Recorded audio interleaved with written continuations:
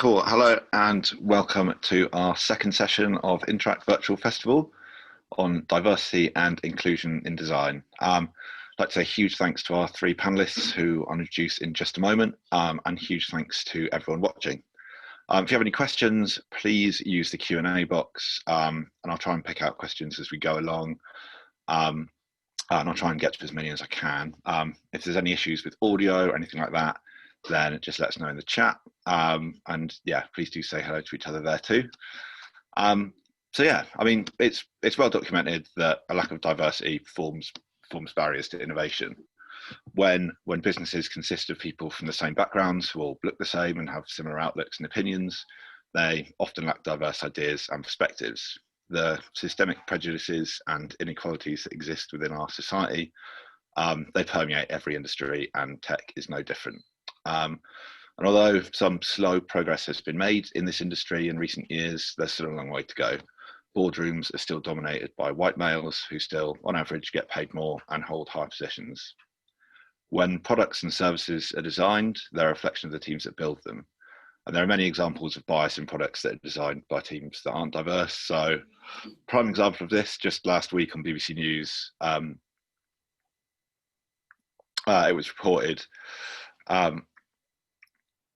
and this is just the most recent of many stories that are similar to this, that the online UK passport photo checker shows bias against dark-skinned women. They were twice as likely to be told their photos fail UK passport rules when they submit them online, just because they have dark skin. Also, as highlighted in Eriol's 2018 Collaborate Bristol talk, in the vast majority of online forms, when submitting your details, you're given the binary options of Mrs., Miss, or Mr. as a choice of salutation. With a more diverse design team, or when paying proper attention to diversity when conducting research, you'd know you're excluding the many thousands of people that don't identify exclusively as a male or female. So this industry, and let's be honest, wider society as a whole, but let's concentrate on tech today, is crying out for better representation, diversity and equality, and more opportunities to underrepresented groups at all levels. And I believe this industry has the power to lead in this. So I think this discussion is really important, and is a discussion that everyone kind of has to be having really, in teams, in boardrooms and in government, so changes can be made. So today I'm joined by Sandra Gonzalez, who's the product design director at Not on the High Street and founder of UX for Change. She founded UX for Change over 5 years ago with the mission to enable positive change in the world by connecting the non-profit sector with the UX community whilst championing digital design excellence. Currently, UX for Change is a global community with over 3,000 members who volunteer their time to solve problems in the non-profit sector. I'm also joined by Bacely Yorobi, a leading thinker in inclusive leadership and inclusive design, CCO of ConnectX Global, a platform that connects minority entrepreneurs with investors, and the former first ever head of digital for the Ivorian government. And finally, Eriol Fox. Eriol has been working in designers for 10 years, working in not-for-profits, and then moving into NGOs and open source software organizations, working on complex problems like sustainable food systems, peace building, and crisis response technology.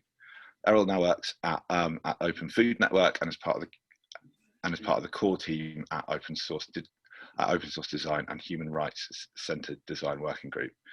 Eriol is a non-binary queer person who uses they and them pronouns. So first up, I'd like to ask each of you for your opinion and take on diversity, inclusion and design. What is it? What does it mean to you? And why does it matter? So Sandra.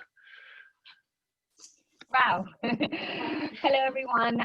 Thank you for joining us. I guess the first thing I want to say, and I think this is really important, is that I consider myself learning through all of these. I don't have the ultimate answer. I learn about things every day. And I think that's a really good way to kind of start this conversation, because there is continuous learning when it comes to diversity and inclusion. So diversity in the workplace and inclusion is so many things. There is this really interesting article by Indeed that talks about how there could be 34 types of diversity in the workplace, which it kind of blew my mind because that's a lot of different types. And the ones that really caught my attention beyond the obvious is neurodiversity. That's one that is being kind of lately a little bit appearing more in like LinkedIn feeds, and really recognizing the benefit that people with dyslexia or ADHD or the autistic spectrum can actually bring into the workplace. They're amazing at recognizing patterns and so on and so forth.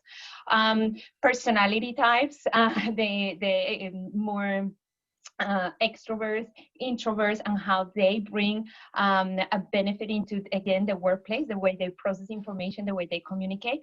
And I'm gonna stop with this one because I want the rest of the panel to be able to share their thoughts. But one that came up as well was citizenship status, which is one that I'm really close to. It's really close to my heart, having been an immigrant all my life. So really, how do you think about things such as, and again, going back to going paperless in banks, right? That seems to be such a good idea. It saves trees, but when you're doing a citizen application and you don't have that original bank statement, that can make things really, really difficult for you. So having that understanding of what it means to be applying for immigration status all the time are things that are really challenging the way traditional kind of approaches are being developed in the day-to-day of the work we do. I'm gonna leave it as there, but there's so much to talk about when it comes to diversity. If I can pass it on to one of the panelists, anyone wants to go next? Awesome, thanks Sandra. Bacely? Thank you. Okay, so my name is Bacely Yorobi, as Henry already say. Yeah, the definition of diversity. Thanks so much, Sandra. You say great thing, and I will use some of what you say, and just like adding, because you say like the most important things about diversity. But from my perspective, so I will use a image. Diversity is like inviting people in your birthday, right? You invite people, we come to your birthday. Oh, it is my birthday, people coming to your birthday, right? And we enjoy in the birthday, right? But the next step is inclusion. If you invite people in your birthday and we don't dance with them, we don't talk with them, we don't hang out with them, that means you don't include them. That means that they are just like, they are just there, they are guests, but just a picture to understand what is inclusion and what is diversity in terms of image. From my perspective as Black, dark-skinned man, and don't worry, I will not talk about this thing of black versus white. I'm not, I'm born right now because this is my country, Costa de Marfil in Spanish, for some people speak Spanish, etc., blah, blah, blah. But I never think that I was Black. For me, I'm just like global citizen. And I like the fact that you talk about the immigrant. So yeah, actually I'm based in France. I was in US before. And when you're an immigrant, you're struggling because the system is not ready for you. The system wants you there, right? And the system don't include them, right? But in the same time, the system wants you as like a part of the success of the country where you live. Is like is paradoxal, right?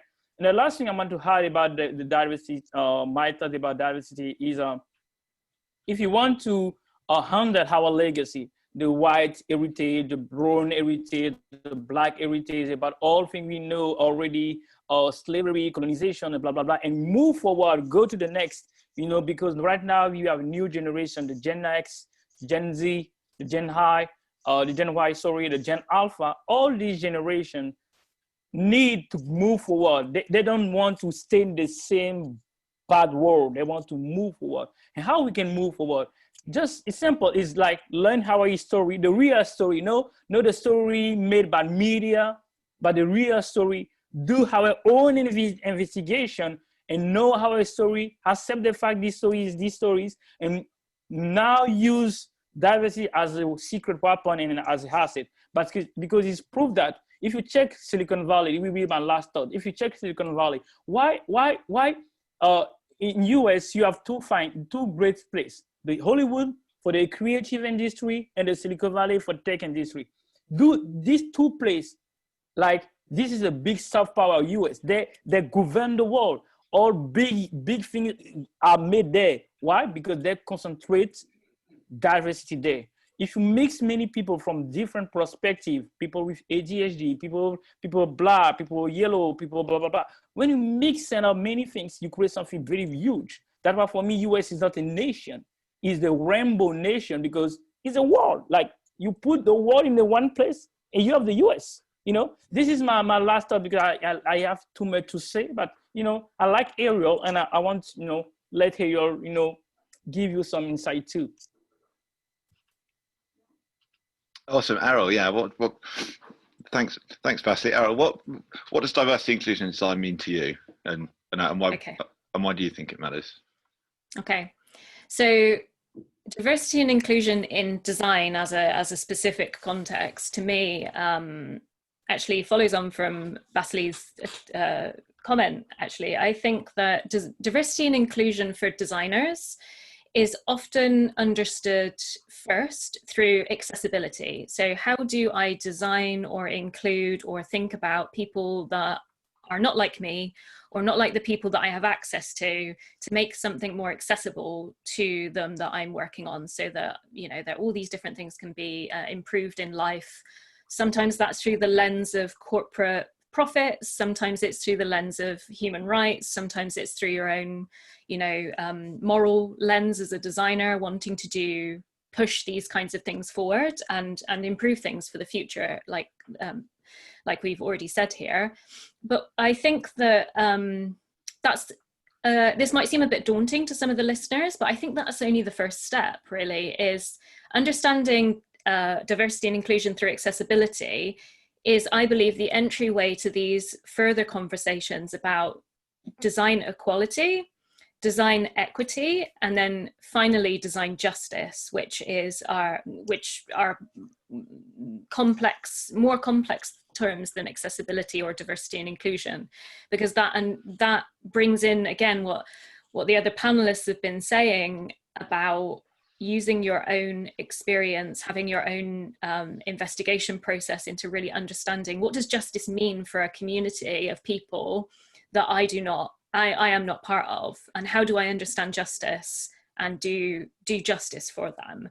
So I think that it's great to start out in these spaces for sure, but yeah, I kind of can't wait until the design world is embarking on more of these topics around justice.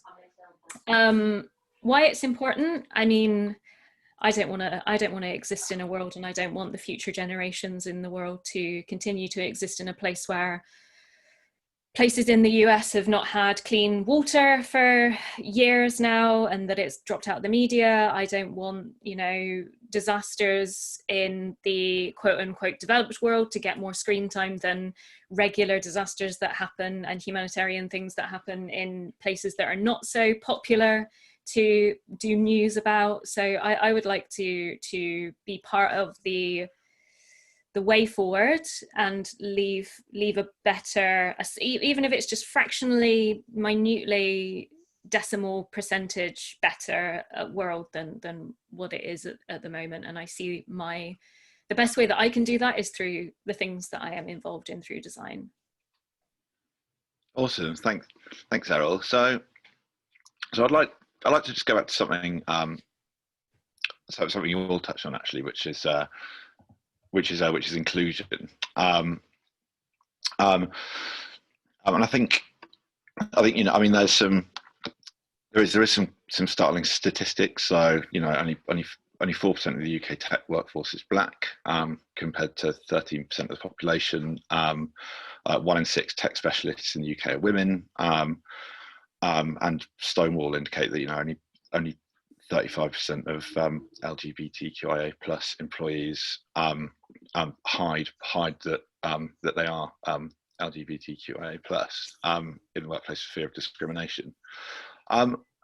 How do you think a business can be more inclusive to everyone?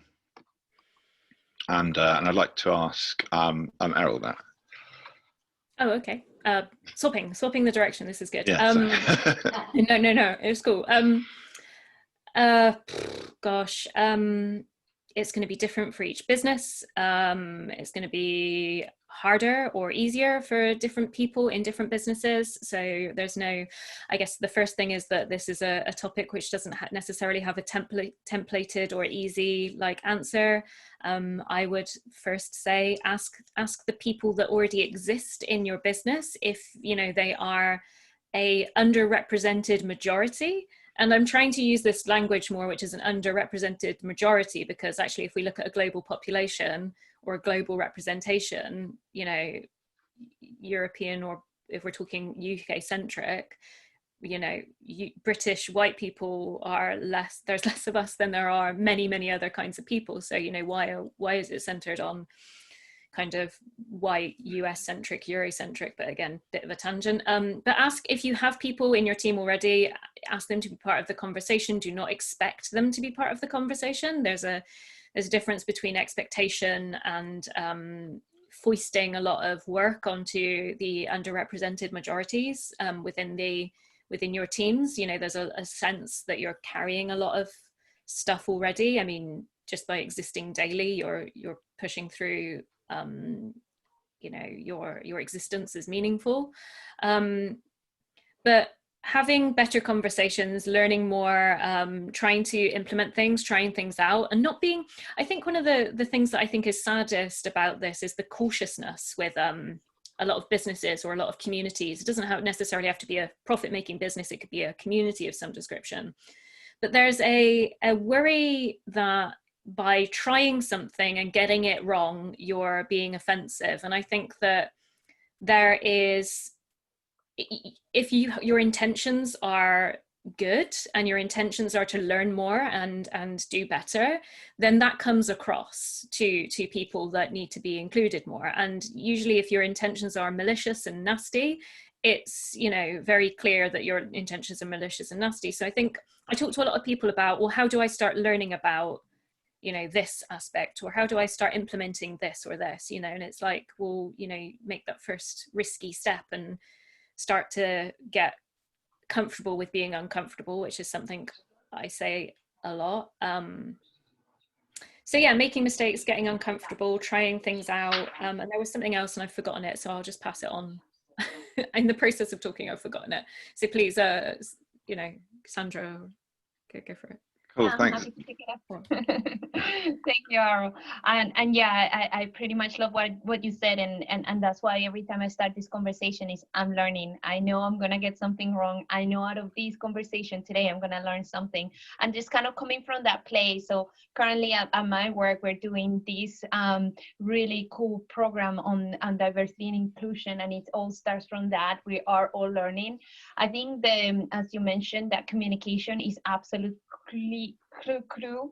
It's like, if you don't get to sit down with your company, with everyone that's involved, and understand what is that you need to like do to include them, because everyone is different, everyone brings a completely different background, and they would be feeling included through completely different things. So that is absolute key, but also be mindful of the things that we kind of have already as biases. So little things like, for example, in presentations, just to give you a few practical tips, make sure that the pictures that are used are representative. Make sure that you're talking about not just one particular religious holiday, but you're thinking about other people's you know, religious background.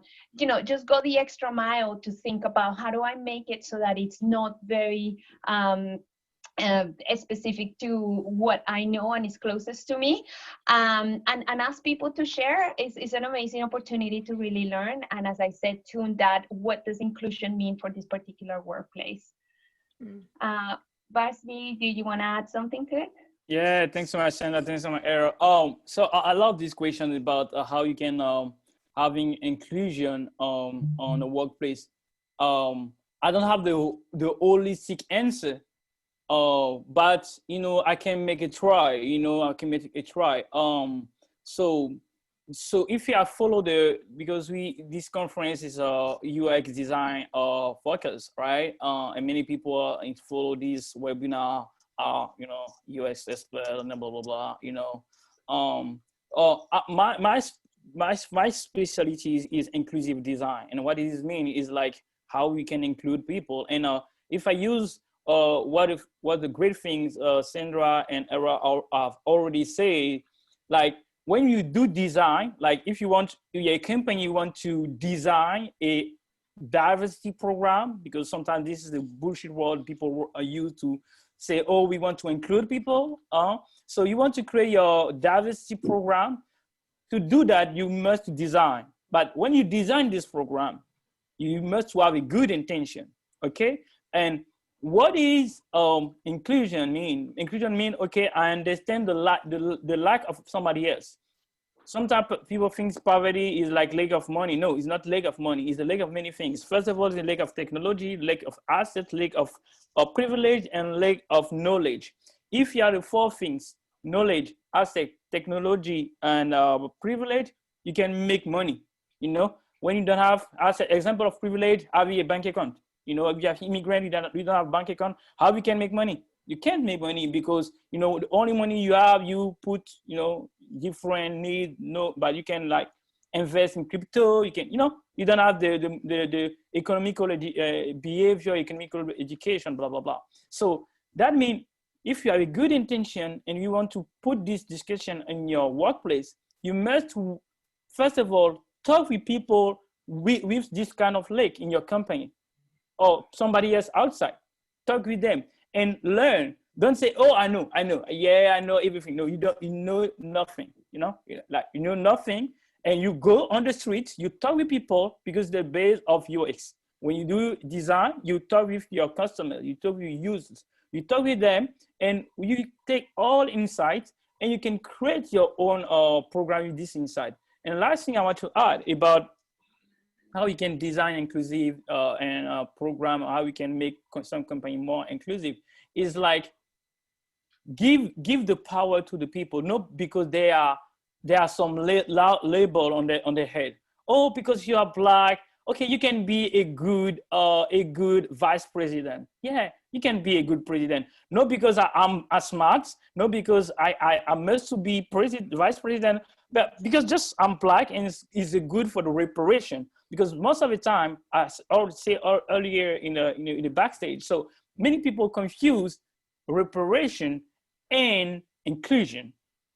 If about your heritage, the white heritage or the blah, blah, blah heritage, I don't care, I don't care about the label. You feel uncomfortable to talk about this thing, or about because you are Christian, you don't accept the fact that, okay, sort of people can be LGBT or blah, blah, blah, blah, blah.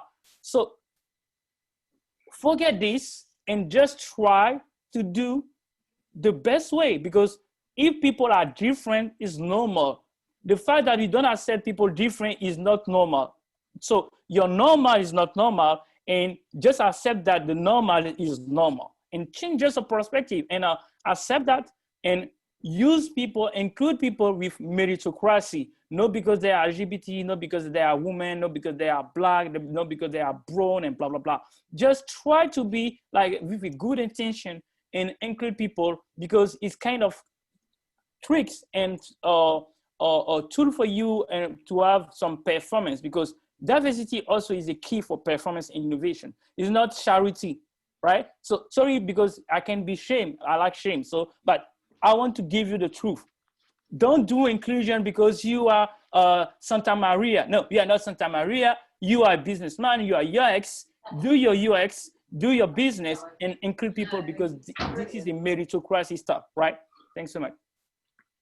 Awesome, thanks, Bacely. So you touched on diversity, you know, kind of being linked to performance and innovation. So how do you think companies can kind of do better in the hiring process in order to kind of ensure they're kind of hiring diverse talent? I mean, are they looking for talent in the wrong places? You know, would you say, you know, the kind of traditional hiring model, I suppose, in the tech industry is broken, and, you know, kind of what can we do better? Eriol. Ooh. Do you know, one of the things that I'm a bit tired of hearing is stuff about leaky pipes in reference to hiring. Sorry, there's some stuff which just kind of makes makes me kind of sigh when I start hearing it. But leaky pipes is something like about once you have people into your organization, they exit the organization pretty quickly. And I do think there is some truth to this kind of leaky pipe thing, but and you know, I do think that hiring a person or multiple people is like the first step really to widening the experience of humans on your team, but keeping them, you know, retaining them is kind of just one of the things. And I actually think that, again, one of the things that is a real tricky topic is like, is what are you doing to retain that person that is genuine versus, you know, you just want to make sure that you retain a person that is representationally like a minority within the organization. You know, I think that the truth is that there will be things that different individuals experience as they work, whether they're a designer or whether they're other kinds of functions on a team. But there's different things that different people will experience based off of like their background and different things. And I think that the level of complexity there is, again, not something that you can template. And it really is just about kind of genuinely hearing about the experiences and trying to figure out the best way forward. And I think that then maybe the first step that you can do as an organization or a community, a company, is a good process for listening. Because I think that the first, you know, these people that are really struggling in roles or with different things going on in their lives that not a lot of people that are in that company also experience are, where do they go to talk about those kinds of things? One of the things that we do in the Open Food Network, which I really enjoy, is we always have a check-in on how we're feeling at the beginning of a meeting. Like, we get in touch with whether we're tired, whether we're hungry, whether we have tensions from the last meeting, who we feel resentful towards, and all this kind of stuff. And we actually kind of invite that part of humanity, because we don't leave our humanity at the doors when we enter our workplaces, do we? We are human beings that have relationships with other human beings, regardless of whether we're in an office or working from home or whatever. Oh, that's the time, isn't it? So yeah, I think having the first thing that you can do is set up a good process for actually listening to the people that already exist, and then you will be able to have a good process for retaining people, because I think that, you know, the funnel of people versus losing people is, you know, is always going to be tricky. But I'll stop there because time.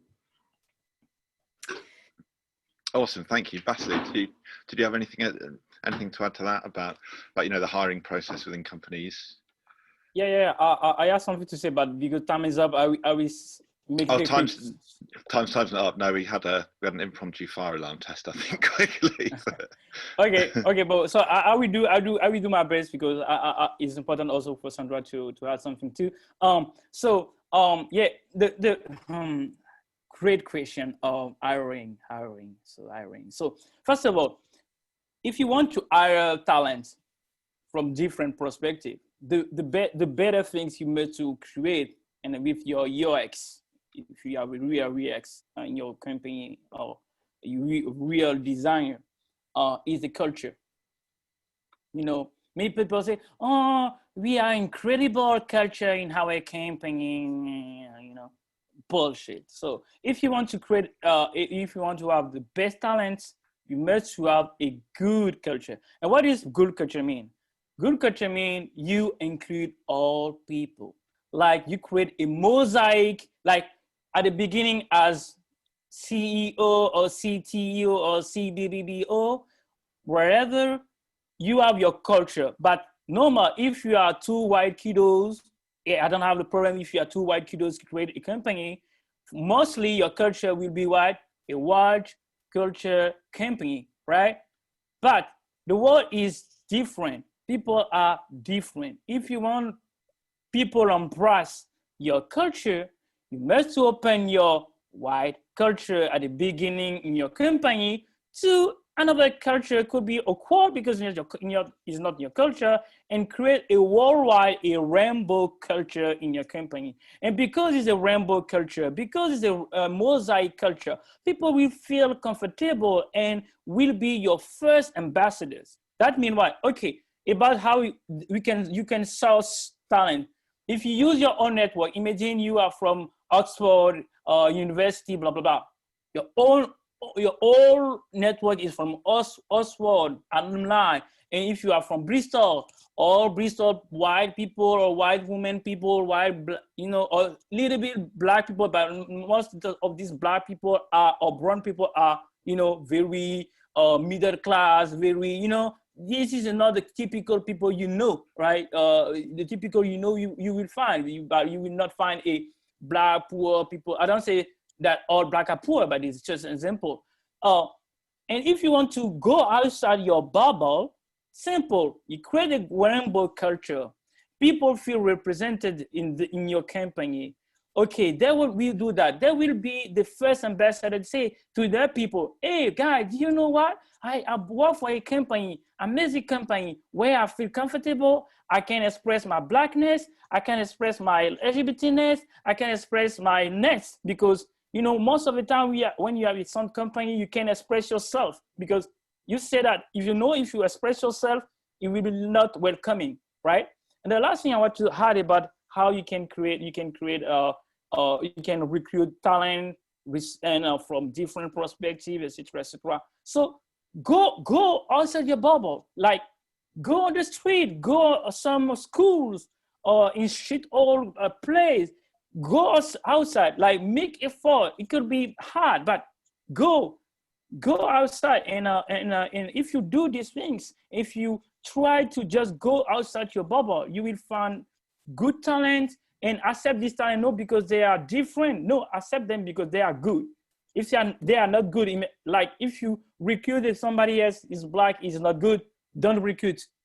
I'm black, but if somebody else, black people, not good at all, don't recruit, right? But if you find a good, a black good people, LGBT good people, a brown good people, recruit them because they are good. Yeah. So if I want to share my story, my perspective for ConnectX, I'm the CCO, but that means I'm the Chief Connector Officer. I'm technically the CEO, but I don't use the stem CEO because I don't like, it's like a bullshit. For me, I'm connector, and I'm the Chief Connector Officer because I like connect to the people. I have a friend everywhere in the world. And what we do in ConnectX is simple. Is try to understand the culture of people and try to connect them with good investors worldwide because they want to be ally. But I'll stop there because I don't want to make some advertising about ConnectX. Yeah, we do this. This is the flyer ConnectX. But yeah, a lot of things to say about talents. We do this also. We try to do sometime hackathon. The best way also to find talent is do hackathon. Do your hackathon about different topics, about UX, about tech, etc., etc. You can find good talent. Awesome, thanks, Bacely. Now, Sandra. I mean, you've built and kind of led kind of large design teams. What's your take on that?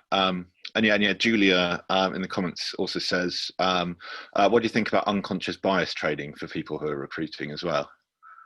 Yeah, so just kind of to pick up where Bacely left off, because in UX for Change, we specifically kind of specialize on bringing that opportunity. So what we currently do, and we've been doing for 5 years, is that we set up events. Of course, now we have to do them virtually, where we work with a nonprofit to solve what we would call a wicked problem, something that is a challenge that the nonprofit either hasn't been able to solve because they don't have the assigned resources, or it's just very complex. And with that, we attract the UX community, and we get together and we work through that problem in a space of 3 hours. And what's really amazing about that is that just solving these wicked problems, we keep attracting a huge diverse pool of UX designers. And the corporate sponsor for the night uses that as an opportunity to start getting to go, as you mentioned, outside that comfort zone. And they get to meet designers from many different parts of that particular city with their many different experiences. And that has worked really, really well for us and for our corporate sponsors, because our community get jobs in really cool places. And we are at the same time working with nonprofits to give them a little bit of a push forward. So again, it goes back to a bit of being creative of how to solve the problem and not just do the same thing we've been doing for many, many years. When it comes to being the conscious on bias, unconscious bias, it's something that it really needs to be consciously kind of tackle, right? If you're not aware of being able to, to what you have in the past maybe thought that was, for example, a candidate should speak a certain way or should behave a certain way, you really need to crack that open and understand beyond that. So it is an individual thing, right? I'm not going to make a blank statement as to how recruiters are doing things at the moment, but it definitely needs to start with that part of the recruitment process for everyone to be aware. So those are kind of two things that are, contributing to going to these events. For example, I do get a lot of recruiters, and that's a good opportunity for them to expose themselves to different kind of potential candidates, right? So these two together kind of come nicely. So sorry, Henry, just a quick. So I forgot to tell something. So a very important things when you're a company, you must align your company journey with the personal journey of your employee. Because if you want to keep them, if I follow what Eriol says, that it's very hard to keep talents. If you want to keep talent in your company, try to know their personal journey.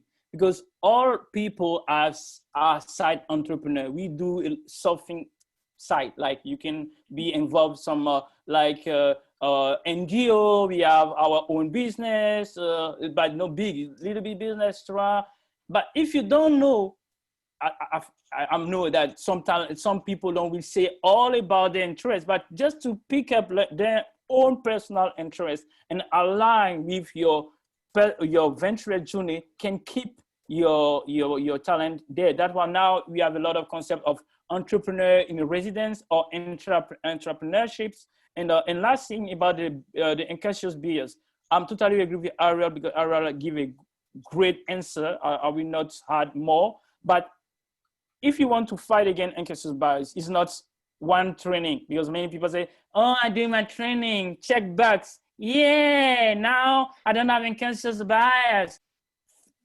Bullshit. So if you want to work on your unconscious bias, it's a journey. It's a long journey.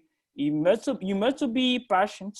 You must be scared. Sometimes you can be like very in uncomfortable situation, but it's okay, because at the end, if you was a bad guy, at the end you will become a good guy or a good girl, because you make it for the sort of outside your box and you are good, That's all. Sorry for that, but if I don't say, I will forget, and that's why I jump in. So thanks so much again, Sandra. I like your touch. But Eriol, your answer was really good. Do we have? Thanks. Out of time, Harry? We've got 5 minutes left, I think. I mean, it'd be great to kind of just kind of round it off. I mean, you've all kind of spoken about kind of hiring and inclusion, and how kind of that's linked to kind of retaining kind of diverse workforce. I mean, it'd be great to hear. I mean, when you get companies such as Amazon, Apple, Amazon, and Facebook, they're releasing diversity reports on their workforce.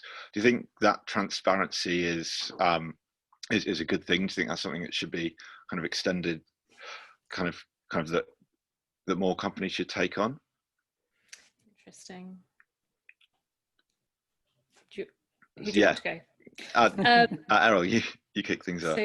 So transparency. I've just got one last thing I want to say on unconscious bias. If you think, like with one training, you think you're done, everything's always changing. Like culture evolves, how things are done different places is always evolving, and if you think that you're done at any particular point, you're not doing other people that aren't you justice. Like, so example is this week is I am trying my best to learn more about the End SARS hashtag, which is the problems in Nigeria around like the police or the state brutality that's happening there, and that is something that's happening right now. So if I'd done training last week, it would be out of date. So you know, it's just about understanding that things move on, and if you're not interested, then, and to keep on top of things, then you know, a training isn't going to solve things that you're not genuinely interested in. So find the way in which how you become interested in other people's experiences. And as designers, I would find it quite odd if we weren't interested in how other people are experiencing the world. So transparency, I wish that I could give you more like, yes, it's good, or no, it's bad answers, but I don't think I can. I think it's all really, really like, maybe it's good, maybe it's not. Maybe there will be people that look at those transparency reports and go, this is really good to know. Maybe I now want to go for a job at this company because now I know that X, Y, and Z things are being done there. But also maybe it's bringing up a culture of one-up personship. You know, our companies now just trying to out diversity each other because we're publishing things now. What are the intentions around, I always try and figure out what are the intentions around an organization or a collective to publish something or show something. And I kind of am interested in like virtue signaling. It's a really tricky topic, like again, like most things are in this arena, that I always want to hear from a company or a group of people or individuals about why they feel like they want to talk about that topic, talk about their diversity elements, and try and figure out what their intentions are, because again, that's really the root cause of what they're doing is more telling for me than the results necessarily of what they're doing. Because I actually think a lot of organizations that maybe haven't got as good numbers might actually be doing things way, way better in different ways because of different factors. So I don't think that we can just look at like a spreadsheet for this kind of thing. Awesome. Thanks, Eriol. Sandra, what's your thoughts on that? Yeah. So I think there's always the concept of you cannot improve what you can measure. So being able to have that transparency allows to see some kind of progress. Having said that, again, if they are targeting specific numbers, but the culture inside is not the right one, they can always show the right numbers, but are they supporting people internally? Is this truly an inclusive culture and all of that? So I would take it with a pinch of salt. I think it's good in the sense that it's always better than it being a black box. I have seen some of those companies have really interesting programs around different ethnicities and orientations and so on, but I wouldn't say that's the final thing. That's just like putting them in that pedestal, like they got it. There's way more work to do, especially internally. So that's my take on that. Awesome, thanks, Sandra.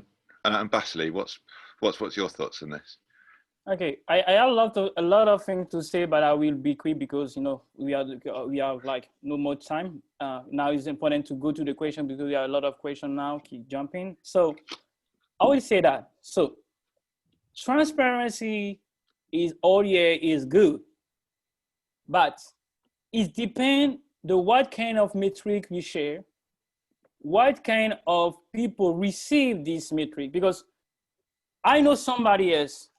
Many people white, brown, yellow, you know, AGHE, because you have, as Alexander say, more than 35 types of diversity. Like, oh yeah, like many different, okay? But many people they are not comfortable to say, oh, I'm like a label, and people know, okay, I will share my difference to say, oh, this company is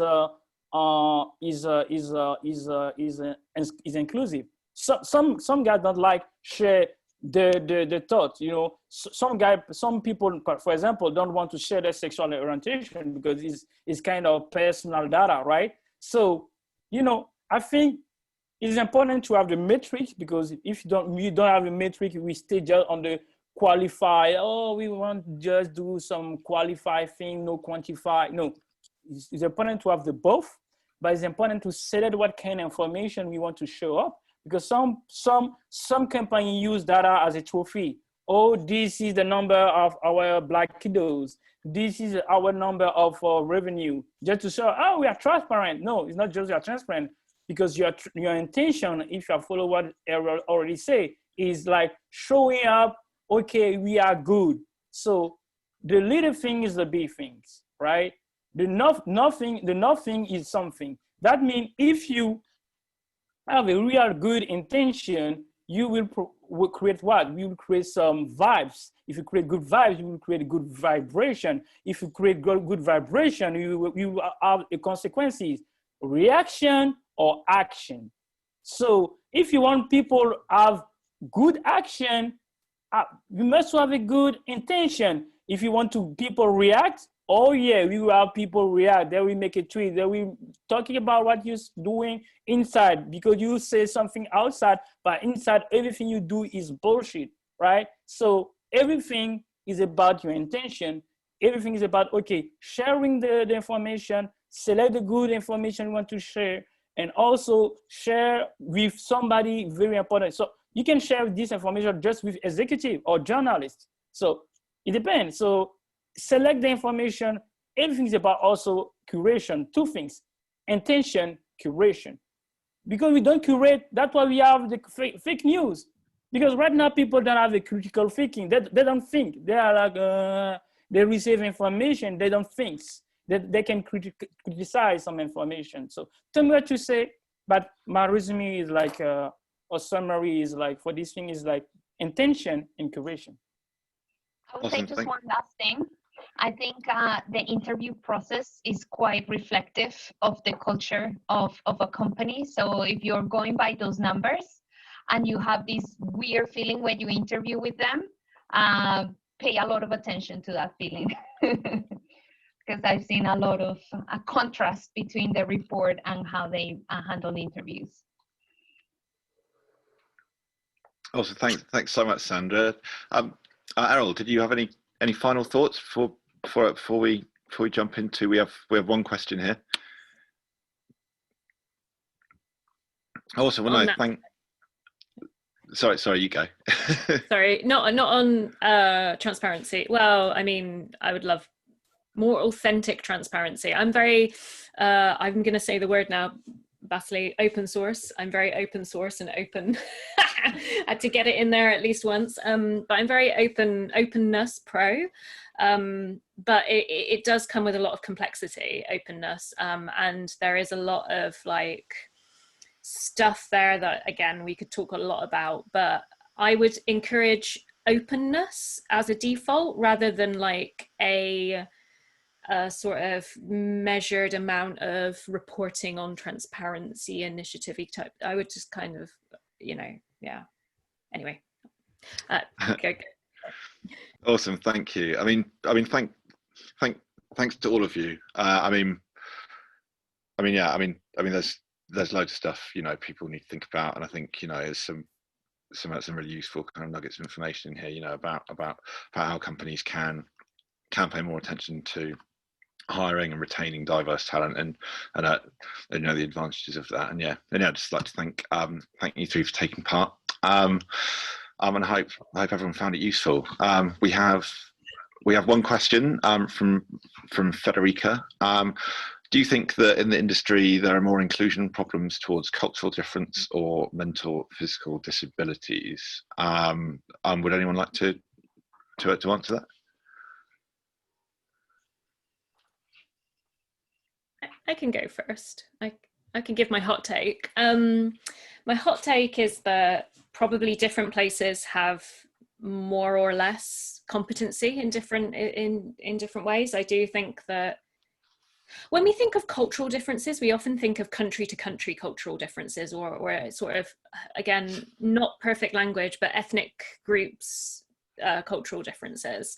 But there's different culture. Everyone has a slightly different culture, whether you grew up affluent or non-affluent, whether you grew up with a supportive family or not a supportive family. Like, there's lots and lots of culture is such a wide thing that I often kind of wonder what we talk about when we want to talk about culture. I think that there is good work being done in inclusion for different kinds of impairments and disabilities. I think that the things that we tend to want to focus on more are impairments and disabilities that we can see, or that are quote unquote obvious. You know, you either can see them visibly or you experience them in some way as an able person, able-bodied or an able-minded person.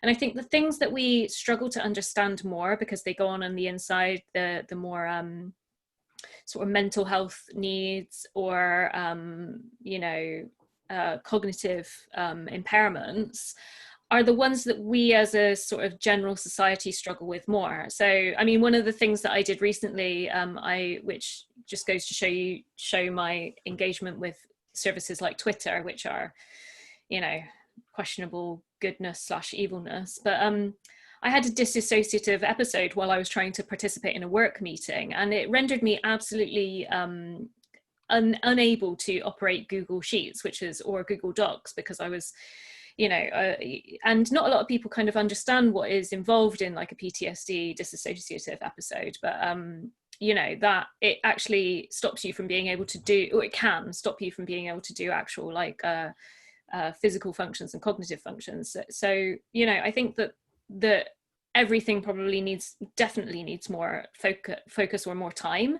But I think that sometimes I think the easy answers for culture are things like, I don't know what the other panelists think, but if a company was like, bring, you know, your cultural food dish to the work lunch, you know, and don't get me wrong, I love jollof rice, I love really good Pakistani curry, I love, like, you know, South American food, but like food is great and sharing food is very community based, but I would be like, what else are you doing to, you know, what other things other than these kind of very simple cultural inclusion things are you doing that is beyond like the very take a photo and put it on our social media, you know, thing. And I you know, I'm in my late 30s now and I ain't got time for that.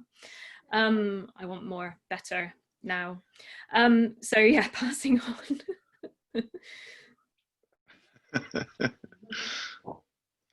Awesome. Bacely or Sandra, did you have any thoughts on that? Yeah, it's pretty much the whole iceberg concept, right? You just only see the surface.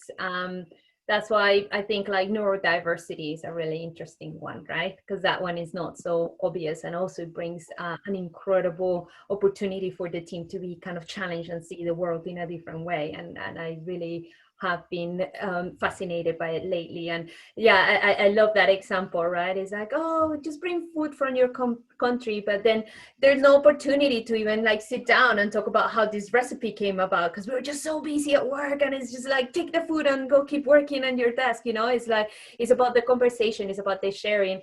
I find it funny when sometimes people ask me about my childhood and I talk a little bit about, you know, having been raised in one of the most violent countries in the world, and people get really uncomfortable and they just change the subject immediately. It's like, oh, I don't want to hear about that, that's too much. And it's like, no, just listen, because that has shaped me as a person and it makes me think about things completely different. So again, it's that iceberg. Bacely, do you have anything to share? Yeah, I thanks so much. And I like the fact that I think I will create a concept with what we say. It will be kind of a food inclusion, because food is very a good place to, you know, to start, how you already say, conversation, to talk about the receive, about the stories, about the culture. So I think, yeah, food inclusion. How we start this theory. Yeah. So for me, yeah. So the we have all the culture. So people, when they think about that, they think mostly culture. Okay, but they forget that we have also the subculture, like the manga K culture, the pop culture, the punk culture. So in Bristol, you can have a lot of, like, a lot of, you know people from Bristol, white kiddos, but they are different because sort of are a member of the punk, sort of are a part of another kind of subculture. First thing. The second things, for me, the art things is not the culture one, because the different culture you can see because you see the things. But when you don't see, in my brain, for example, if I not say, I will say right now that, okay, I have sort of HGHG, you can't, because it's in my head. But I know because I make a research. I don't listen to doctors. My parents don't understand me. I make my own research, and because I have ADHD, because some people say, oh, ADHD is, oh, you have some disability. We want to help you. No, in my way, ADHD is my superpower, because I have like a node brain. That means I can make a lot of connection to many topics. This is my, you know, my superpower, right? And but many people, if I don't fit with their culture, because in their culture they are not fast talker, they are focused on one topic, etc. I will be not include. And another thing is intersection for me, because okay, I have ADHD, I am Black, and another thing, I am global citizen, because for me, okay, being Ivorian is just a paper. I feel like everywhere I go, I'm a part of this country, right? So that means I have a lot of intersection on one person's. And for me, that's my last thought. We have too much focus about the sexual and orientation diversity, all kind of diversity. But for me, the more important diversity focus you must have is the neurodiversity. To create what? The neuroplasticity. Because when you know neurodiversity, you will what? You will create your neuroplasticity to like just being more agile. Like people talk about, oh, I'm agile, I do lean startup, I'm disruptor, blah blah blah. But to do disruption, to do lean startup, to do design thinking, you must have what? A neuroplastic brain, right? So for me, we have a lot of kind of diversity, but the main diversity focus on the company, because this the essence of the culture is the neurodiversity. Awesome. Thanks so much, Bacely, and thanks so much to you, Eriol, Bacely, and Sandra. That was really, really insightful. So thank you very much for giving us all your time. I hope everyone watching enjoyed that. And yeah, our next session is coming up in just an hour on accessibility capability. And yeah, I hope everyone can join us then. See you. All right, thank you. Thank you.